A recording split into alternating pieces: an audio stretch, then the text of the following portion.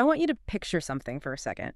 Have you ever noticed that a headache during a hormonal shift, like maybe right before your period or, during those wildly unpredictable months of perimenopause, just feels completely different from a standard tension headache? Yeah, it's a very distinct feeling. Right. Because if you get a normal tension headache, you know what that is. It's like this tight band around your forehead or maybe some stiffness in your neck, and you take a pain reliever, you stretch, and it usually eases up.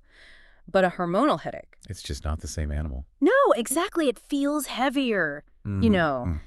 deeper. It's this profound, like, crushing sensation, almost as if the brain itself is physically swelling inside your skull. Which is an incredibly localized, very specific sensation that so many women report. People often describe it as feeling like their head is, well, quite literally too full. Yes, and today our mission for this deep dive is to answer exactly why that happens to you. Like, what is the actual mechanism? Because it's not just in your head. Well, I mean, it is geographically in your head, but it's not imagined. Right. We're going to look specifically at how the sudden drop in estrogen, particularly during the, really chaotic transitions of perimenopause and menopause, literally alters your cerebrospinal fluid dynamics. Yeah, we are talking about physical, measurable changes in the pressure inside your skull. And that's what leads to those notorious menopausal headaches. And having this information, it really just fundamentally changes how we view these symptoms, doesn't it? Oh, absolutely. Because, for decades, women have been told this is just a vague um, hormonal imbalance. Like maybe you're just stressed or, maybe you're just Just fatigued. take an aspirin and lie down, right? Exactly. But when you actually dig into the neuroendocrinology and the fluid dynamics, you see that we are actually dealing with structural shifts in the brain's plumbing system. The brain's plumbing system, I love that. And to really wrap our heads around this, I want you to think of the human skull like a rigid, tightly sealed Tupperware container. That's a great visual. Right. Because there is absolutely zero room for expansion in there. It's just solid bone. So the brain takes up most of the space, blood takes up some, and the rest is filled with cerebrospinal fluid. Right. If the volume of that fluid inside the container increases even slightly due to a hormonal shift, that pressure, well, it has nowhere to go but inward, right? Just pushing directly against the brain tissue. Yeah, and neurologists actually have a name for that closed box concept. It's called the Monroe-Kelly doctrine. Oh, really? The Um, Monroe-Kelly doctrine. Yeah, it dictates that the sum of the brain volume, the blood volume, and the cerebrospinal fluid must remain entirely constant. So if one of those elements increases, another has to decrease. Otherwise, the overall pressure inside the skull just skyrockets. Wow. Okay, so before we get into the actual fluid pressure, like popping the lid off our Tupperware, we first need to understand the chemical tripwire that sets this whole cascade in motion. Right, the trigger. And that tripwire is the sudden drop in estrogen, though, calling it a drop almost makes it sound too simple, right? It does. It really does. We need to be very specific about the estrogen withdrawal theory here. Okay, lay it on us. So when a woman enters perimenopause, she isn't just entering a state of like consistently low estrogen. Because if it were just a smooth, steady decline, the brain could actually adapt much more easily. Right, a gentle slope. Exactly. Yeah. But instead, it's this state of highly chaotic fluctuation. The ovaries are still intermittently trying to produce eggs. And that leads to these sudden, massive spikes in estrogen, which are then followed by precipitous, aggressive crashes. So it's that steep withdrawal that is the biological trigger. Yes, the withdrawal is everything. Okay, so what is that estrogen actually doing in the brain right before it crashes? Why does the drop hurt so much? Well, under normal, stable conditions, estrogen acts as a heavy restraint on a highly potent sensory neuropeptide called CGRP. CGRP, calcitonin gene-related peptide, right? You got it. And you can think of CGRP as, well, the ultimate chemical alarm bell in the brain's pain pathways. Ah, Yeah, when it's released, it causes severe neurogenic inflammation and this painful, throbbing dilation of the blood vessels. But as long as estrogen is present in sufficient amounts, it keeps CGRP locked down. got it. So it's almost like standing on a coiled spring. That's a perfect analogy. You have your foot pressing down on it, keeping it compressed. That's the estrogen. But the second you step off, that spring doesn't just return to normal. It violently launches upward. Exactly. Suddenly the brain is just flooded with this localized inflammatory pain signal. Wow. And making matters worse is the serotonin connection.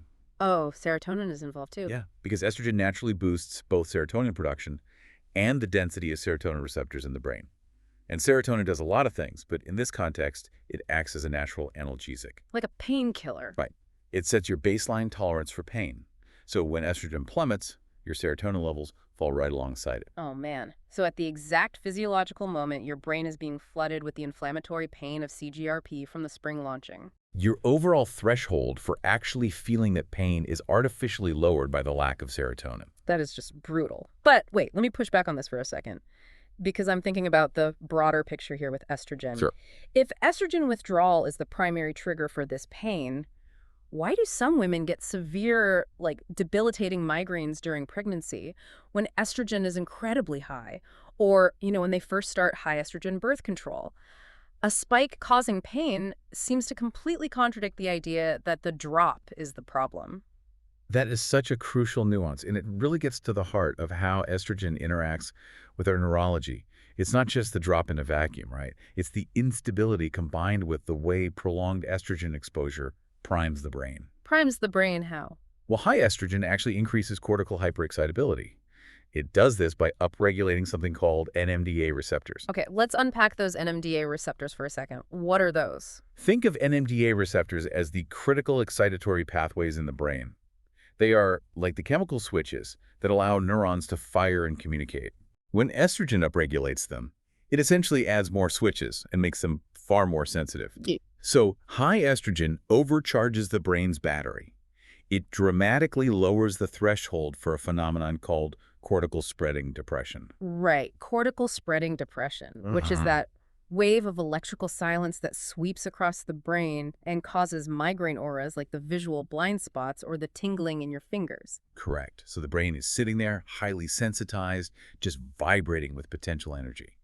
For some women, just that high estrogen state alone is enough to trigger a migraine because the brain is so hyperexcitable. Oh, I see. But for many others, it just sets the stage. The brain is fully primed.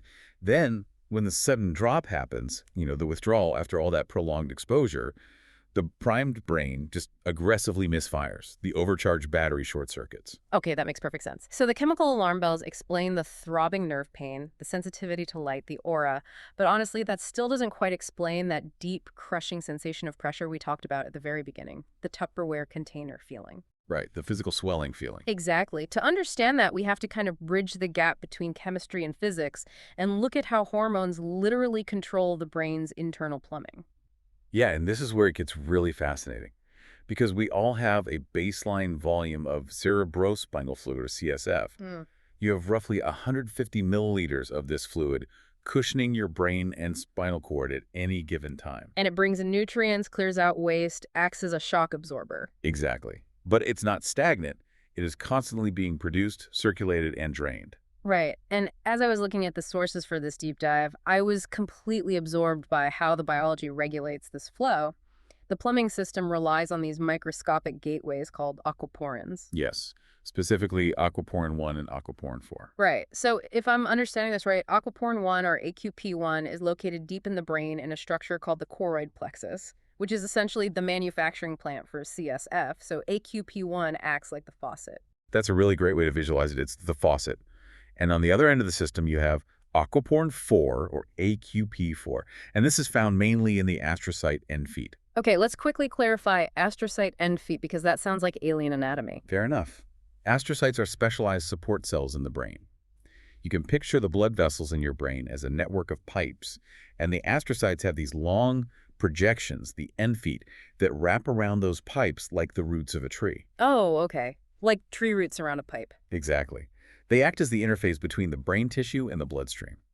The AQP4 water channels are clustered right in these roots, and their job is to absorb and exchange the fluid back into the bloodstream. So if AQP1 is the faucet turning the water on, AQP4 in the astrocyte end feet is the drain taking it away. You've got it. That's the system. And the connection between estrogen and this specific plumbing system is wild. I mean, there is this classic, almost unbelievable study using Xenopus oocytes, which are African clawed frog eggs. Yes, the frog egg study. It's legendary in this field.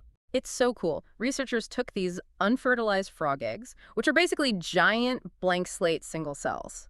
And because they are so large and simple, they are perfect for testing genetic instructions. So the researchers injected them with human AQP1 messenger RNA. Which literally forces the frog egg to start growing human water channels on its surface. It grows human faucets. It's incredible. And then they expose these humanized frog eggs to different forms of estrogen to see how fast they would swell up with water. And the results were striking. Right. Because when they expose the channels to 17 beta estradiol, which is the most active, potent form of estrogen your body makes naturally, the water channels swelled twice as fast as they did with weaker estrogens. Which proves a direct, mechanical, undeniable relationship. Estrogen specifically upregulates AQP1 function. It actively accelerates the production of cerebrospinal fluid. But I have to ask, why? From an evolutionary perspective, why on earth would the female body tie the fluid pressure in the brain so directly to the reproductive cycle? Yeah. It seems like a design flaw. Well, it comes down to anticipating the extreme demands of pregnancy. When a body is preparing for a potential pregnancy, it needs to be capable of dramatically increasing overall blood and fluid volume to support a fetus. Oh, wow. I didn't think of that. Yeah, and estrogen is the signaling hormone for that expansion. It tells the body, and by extension the brain's aquaporins, to hold on to water, to increase production, to prepare for a high-volume state.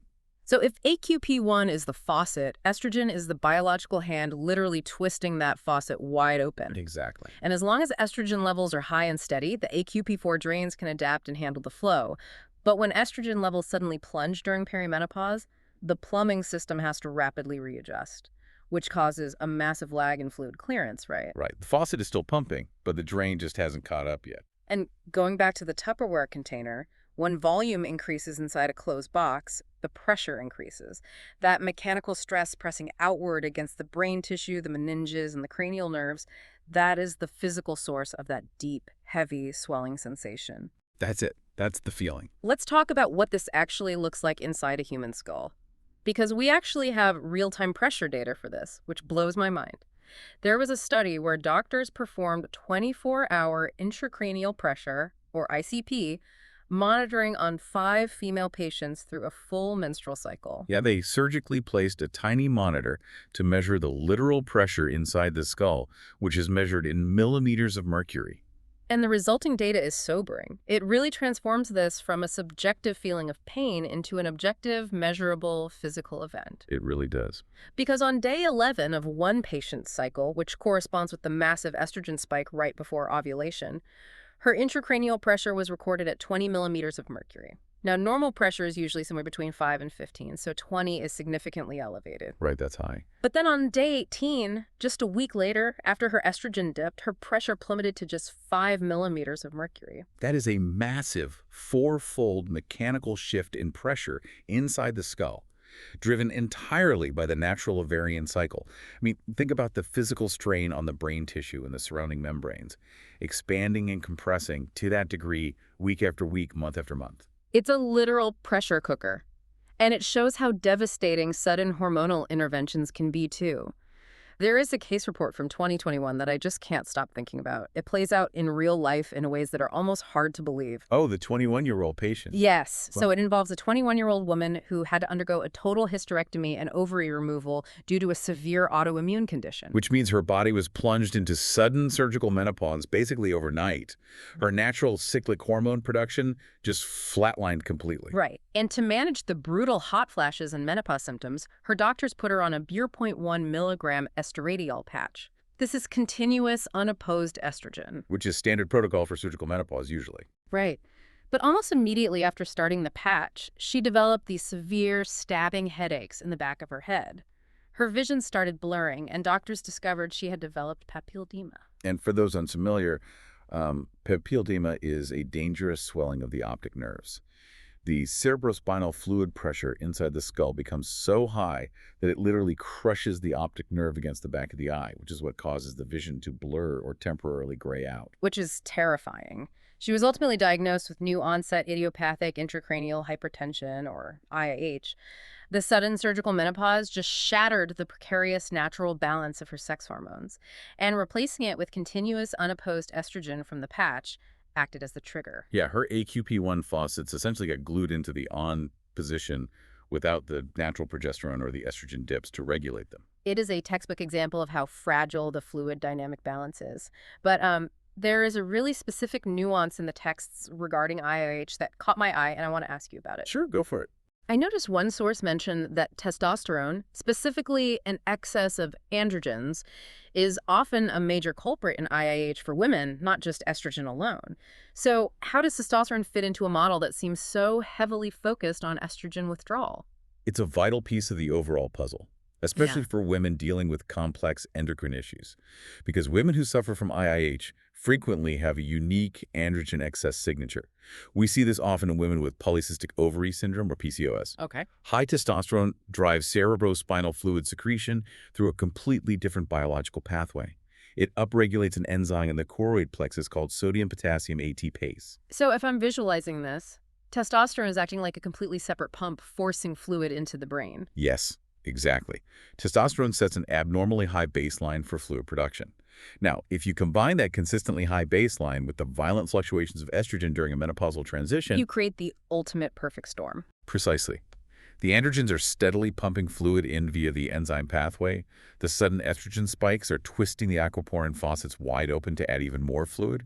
And then the subsequent estrogen crashes leave the brain incredibly highly sensitized to the resulting physical pressure. Wow. It's the compounding effect of these different hormones overwhelming the same finite plumbing system. That sounds absolutely agonizing. I mean, we have a brain dealing with chemical inflammation from CGRP rebounding and severe mechanical crushing from fluid pressure swinging back and forth.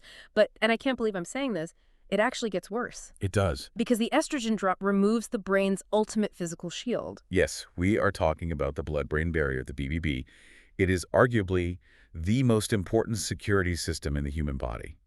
It is this highly selective, semi-permeable border of cells that prevents toxins, pathogens, and systemic inflammation circulating in your bloodstream from crossing over into your delicate brain tissue. And 17-beta estradiol, that potent active estrogen we keep coming back to, plays a massive role in maintaining the structural integrity of that wall. Huge role.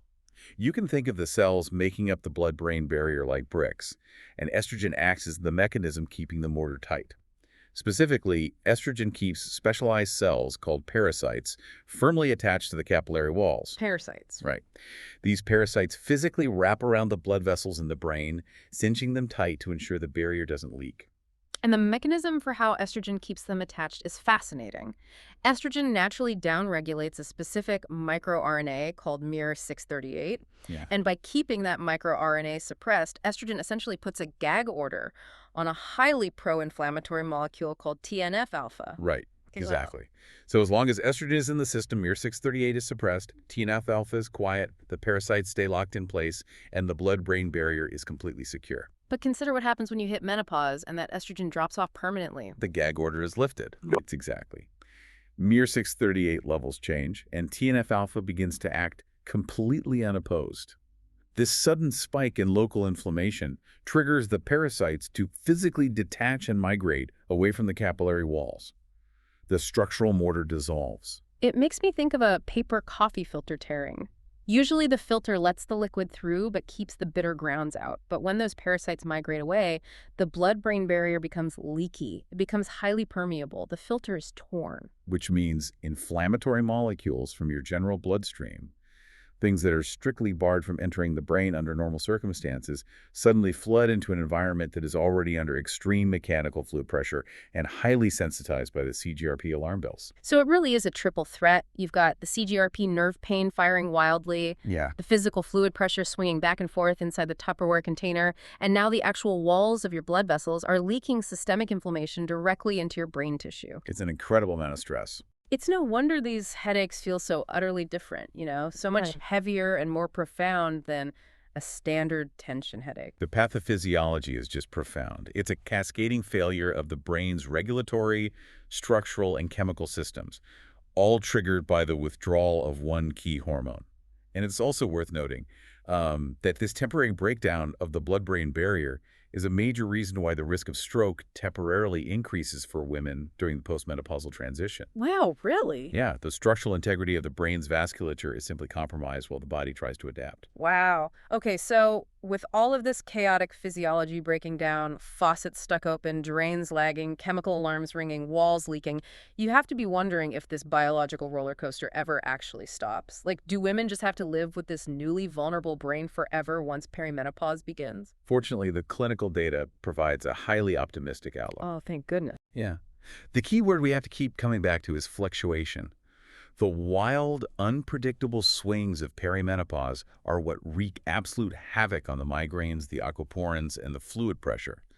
But spontaneous menopause, which is clinically defined as when a woman hasn't had a cycle for over a year, often brings profound relief. It's like getting off a boat after a completely miserable, stormy sea journey. The constant rocking and pitching makes you horribly seasick. But once you finally step onto dry land, even if that dry land is a completely new, unfamiliar landscape, you feel vastly better just because the ground has finally stopped moving. That's a really great way to put it. The human brain is extraordinarily adaptable to states. It can function beautifully and optimize itself in a high estrogen state during our reproductive years, and it can adapt to function beautifully in a low estrogen state postmenopause. But it is highly vulnerable to transitions. The transition is what causes the pathology. Once serum estrogen and progesterone finally stabilize at low levels, the chaos stops. Without the continuous spikes and withdrawals, the CGRP rebounds cease. The aquaporin water channels slowly adapt to a new, steady baseline. The pressure normalizes. Exactly. Clinical studies consistently show that for many women, migraine frequency and severity significantly decrease or even disappear entirely post-menopause. So, what does this all mean for you listening right now? It means that if you are suffering from these heavy, crushing menopausal headaches, they are not just in your head. Well, geographically they are, but they aren't imagined. Right, you aren't making it up. They aren't a sign that you just need to relax or drink more water. They are the result of measurable physical shifts in cerebrospinal fluid dynamics.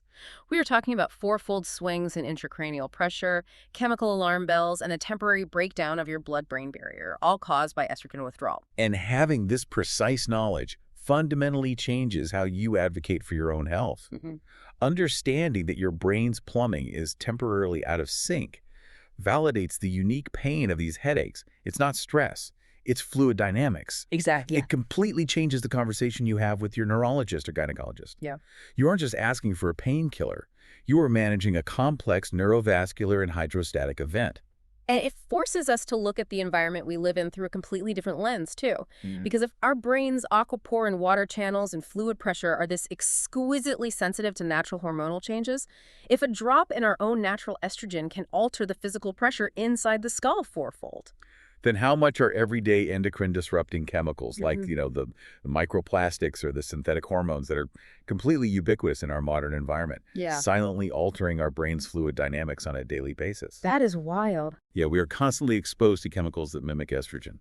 So could these invisible hormonal interferences be silently contributing to the modern epidemic of unexplained headaches, brain fog, and idiopathic intracranial pressure in the general population? That is a terrifying thought to leave on. Because that Tupperware container has absolutely zero room for expansion, and it doesn't care if the fluid increase is caused by a natural menopausal shift or a synthetic chemical mimicking one from a plastic water bottle. The lid is going to pop either way, something to think about the next time you feel that heavy pressure building. Thank you for joining us on this custom deep dive. Stay curious.